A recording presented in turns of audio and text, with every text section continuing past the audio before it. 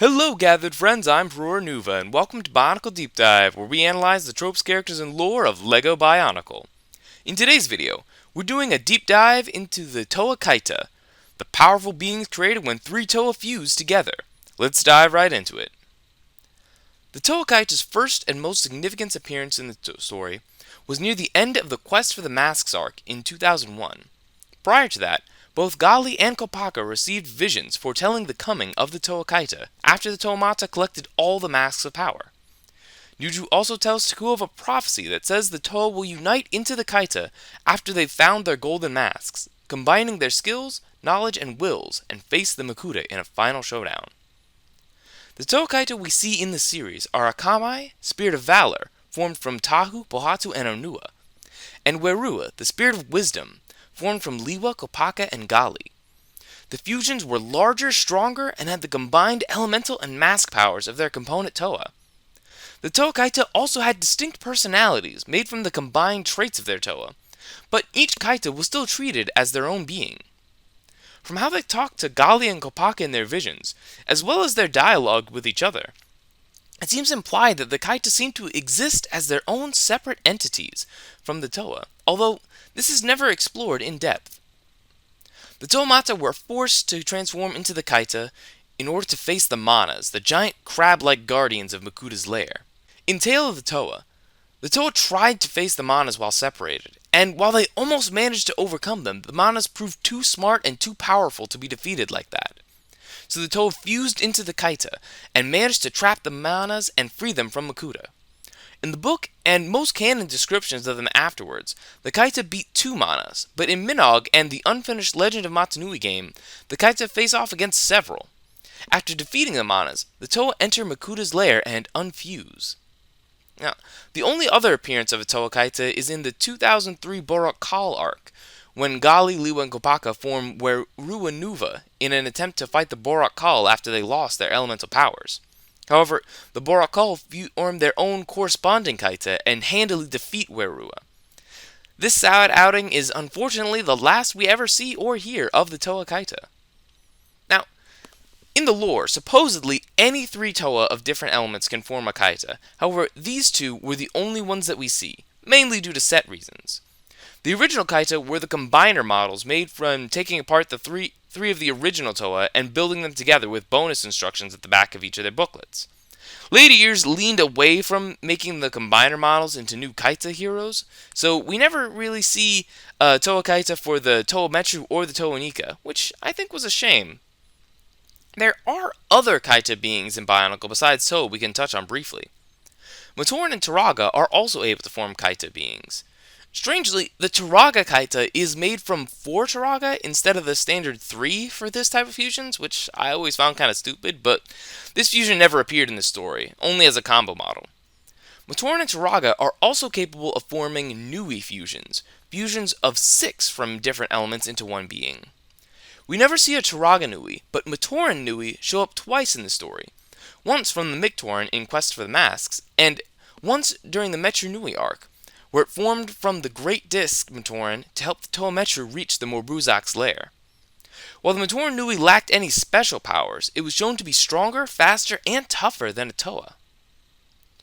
I should also talk about the theoretical Toa Nui, a combination of all 6 Toa into one powerful being. Story drafts alluded to a Toa Nui in the early story Bibles, and according to legend, a Toa Nui would have power to rival the Great Spirit Motunui himself. However, Greg Farschi has many times debunked a Toa Nui ever coming into the story, with his justification being that from both an in-story and out-of-story perspective, such a character would simply be way too overpowered. The Bohrok and Bohrok Kaita exist as combiner models, though we never see them in the story. We do see one of the Bohrok Kaita in the story, formed from Levak, Galak, and Korok to fight Wairuha. Their powers are described as a magnetized, airless vortex of sound, though having sound in a vacuum doesn't really make sense, but okay. We also briefly see the Rahkshi Kaita in the comics, where they're shown to have unique powers in addition to the combined powers of their components. Rahkshi Kaita Vo, who appears to be a large four-legged creature with a Rahkshi rider, can absorb energy from its foes with the hunger powers from Bohrok, We can also release it as a lethal blast, much like the fragmentation and disintegration blasts from Panrak and Gurok. Rahkshi Kaita Za can also transform into a living cyclone, because fear, anger, and poison make tornadoes for some reason. Now, back to the Toa Kaita. The mechanism for how the Toa merge together in the story is different in different media, with the games such as Minog and the unreleased Legend of Matsunui game depict the Toa entering two special chambers underneath Kininui, where they lock their feet into holders and with a flash of light, they're rebuilt into the Kaita. In the novels and comics, however, it's shown that the Toa can do this at any time or any place, so long as the three Toa focus on their unity and concentrate with each other. But if the Toa fall out of sync with each other, the fusion will dissolve. Makuta Pterodax showed the ability to forcibly split the Toa Kaita within his lair, with Gali noting that, as the spirit of destruction, such representations of the Toa's unity cannot exist within his domain. The Toa Kaita are also able to use all of their Toa's powers, and even combine them, as shown when Akamai was able to create motes of lava, and Wairuha summoned a raging blizzard of wind, water, and snow. Some fan depictions have represented them as the volcano and the storm, corresponding to their powers.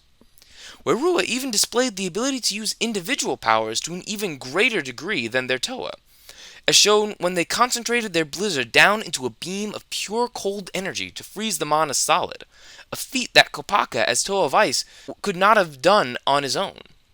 Now, one of the biggest fandom comments made about the Kaita is that their titles, Spirit of Valor and Spirit of Wisdom, don't fully make sense.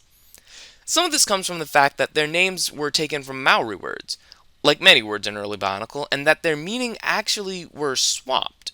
Akamai means smart, and Wairuha means spirit in Te Roa Maori. But even more than that, the confusion about the names comes from how their combinations are interpreted. While Tahu and Pohatu's personalities both fit Valor, and Kopaka and Gali both fit Wisdom, Onua and Liwa both, on the surface, seems like they would fit the other. Onua is often referred to as one of, if not the wisest of the Toa, and is known for his sense of slow, cautious considerations, so it seems he would fit in with Wisdom and not Valor.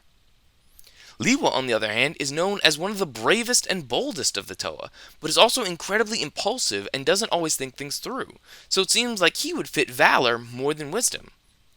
But I don't think that this was a mistake or nonsensical. Rather, I think it was intentional and shows a very interesting take on these ideas. In Tale of the Toa by C.A. Hapka, the novel gives us a look inside Wairuha's mind, and actually shows how Liwa fits into Wisdom.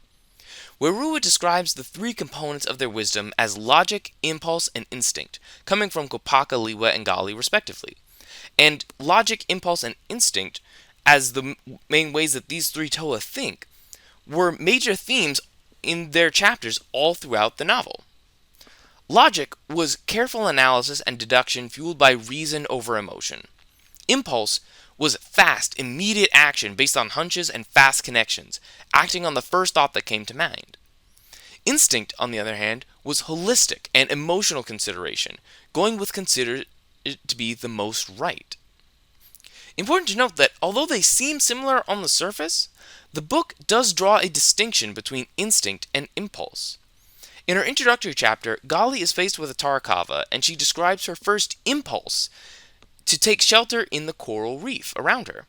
But she realized she couldn't stand the thought of the Rahi destroying the reef around her, so instead she chose to trust her instincts, taking consideration of her mind and body and going along with their natural flow. This led to her using her powers to head to the surface and escape the Tarakava on a wave. So we see that instinct, as interpreted in the novel, does require careful consideration, but the consideration is more emotional and holistic than deductive, and that it's not going along with the first reaction one has. It's about going with what feels the most right. So instinct does make sense as a part of wisdom, as does logic. But it seems the book is making a statement that Liwa's impulse is also a kind of wisdom. Liwa is the fastest thinker of all the Toa, and his hunches are surprisingly correct. His impulse rounds out the careful deduction and emotional understanding of the other two, meaning that when Wairuha thinks, they think fast, logically, and with careful consideration all at once. And to me, this is very nice, as it shows a diversity in what can be considered wisdom. Often, impulsive characters are treated as dumb in fiction, but here, Liwa's impulsiveness is presented as a valuable component to wisdom, showing that many different types of thought are important. This is even better when we realize that, especially in Tale of the Toa, and really in most of his depictions, Liwa is heavily coded as having ADHD, and it's great to see ADHD thought process being presented as intelligent. Kopaka, Liwa, and Gali's logic, impulse, and instinct, respectively, also map surprisingly well to their village's principles of peace, faith, and purity. Peace comes from focusing on destiny and emphasizes a calm, emotionless mind that allows one to focus on the future, much like logic.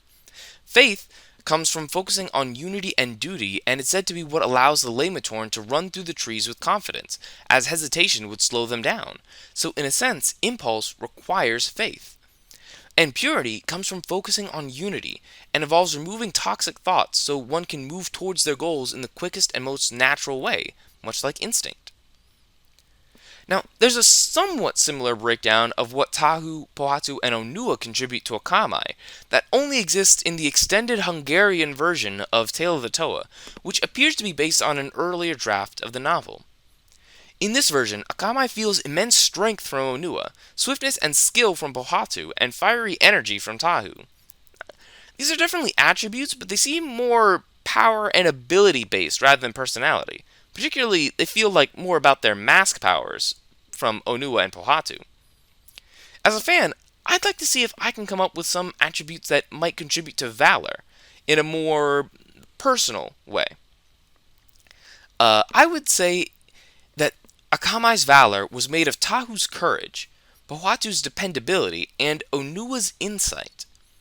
And I like this because I find this works with insight being a trait that seems more like wisdom, but as we see through the book, Onua's willingness to think deeply on things does seem to motivate some of his more bold choices, such as when he approached a trapped Tarakava to confirm that without its mask, it would stop serving Makuta. So his insight contributes to valor. From this perspective, wisdom and valor can be considered to form a kind of yin-yang, being complementary opposites rather than conflicting ones. Part of the philosophy of yin-yang is that in each opposite there is a component of the other. There's darkness and light, light and darkness, so perhaps that's what Liwa and Onua are to their fusions. Liwa is the valor and wisdom, and Onua is the wisdom in valor. They complement each other, they need each other, they complete each other. Akamai says as much in Minog, wisdom provides only when valor is in its service. But so that is our deep dive into the Toa Kaita. What do you guys think? Fusion is such an interesting concept to explore in fiction, with several famous stories like Dragon Ball and Steven Universe, which, in my opinion, has the most nuanced and interesting exploration of the topic I've ever seen. While Bionicle doesn't linger long on its fusion concept, its use of specifically three-person fusion, and how each character contributes to it, were really interesting. There's also tons of really cool fan interpretations of Bionicle fusions and Kaita online, some of the most famous coming from a Tumblr user known as Demitsuro. Check them out if you're interested. Anyways, I'll see you all soon. Take care, my gathered friends.